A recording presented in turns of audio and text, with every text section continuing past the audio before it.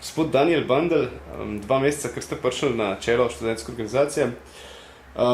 Kakšni so cilji? Najprej o tem. Ja, cilje sem zastavil v programu zelo stvarno, pragmatično. Nisem hotel biti preveč širokopotezen, glede na to, da je mandatna doba samo 1 leto in da je tudi moje delovanje vezano v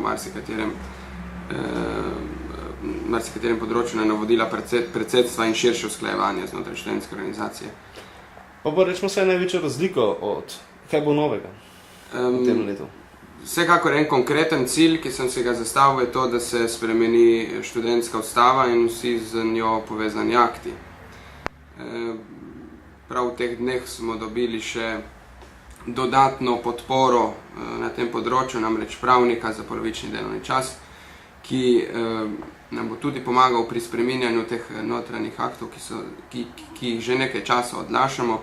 Spremembe ustave, ki grejo predvsem v smeri povečanja nadzora, tako finančnega kot ostalega znotraj študentske organizacije, so nujni in mislim, da moramo biti toliko samokritični in odgovorni, da vsi skupaj pač jih izpeljemo še v tem mandatu, še v mojem mandatu.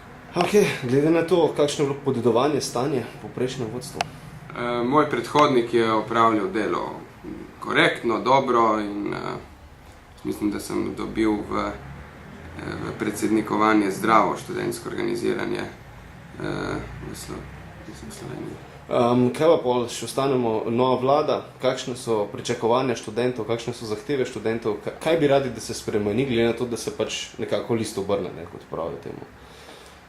Kar se tiče nove vlade, je predvsem pomembno, da ne bo tako, kot je bilo v preteklem mandatu, ko smo bili študenti mnogokrat izločeni iz usklajevanj, ki nam jih sicer 5. člen Zakona o skupnostih študentov določa. Torej,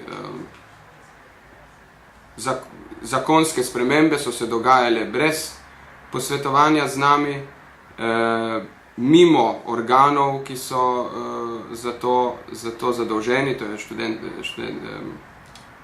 Svet vlade za Republike Slovenije za študentska vprašanja. Tudi delovne skupine tega sveta so se slabo sklicevale premalokrat in predvsem izboljšanje tega partnerskega odnosa, nek intenziven dialog, ki bi prinašal usklajene in dobre rešitve za študente in seveda za Slovenijo nasploh.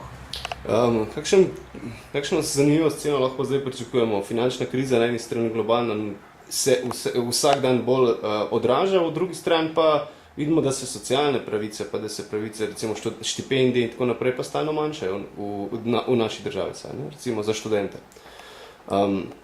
Kakšen kreš tukaj pričakujete študente?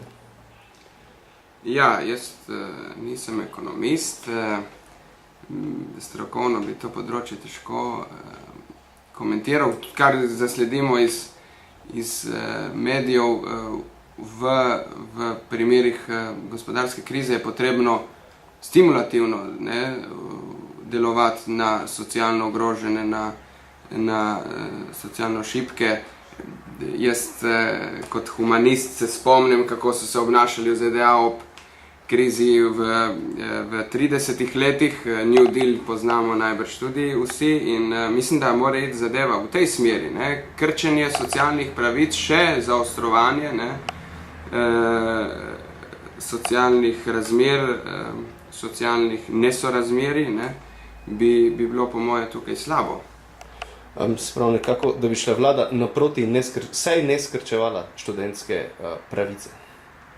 Ja, absolutno bo stališče ŠOS ostalo enako kot v preteklosti in mi nismo za nikakršno krčenje študentskih pravic. Ok, najlepše hvala za pogovor. Hvala vam.